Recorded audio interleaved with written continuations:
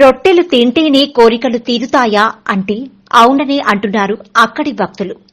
కోరికలు కోరుకుంటూ రొట్టెలు పట్టుకునేవారు కొందరైతే తీరిన కోరిక రొట్టె వదిలేవారు మరికొందరు. ఇదేదో ఒక ప్రాంతానికి పరిమితమైన రొట్టె కాదు. దేశ విదేశాల నుంచి లక్షలాది మంది భక్తులు రొట్టెలు పట్టుకునేందుకు అక్కడికి వస్తారు.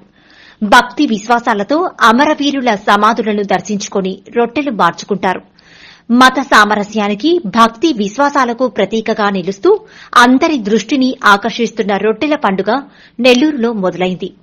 17 నుంచి 21వ తేదీ వరకు 5 రోజుల పాటు జరిగే ఈ పండుగ విశేషాలు ఓసారి చూద్దాం. మత సామరస్యానికి ప్రతీక ఆ పండుగ.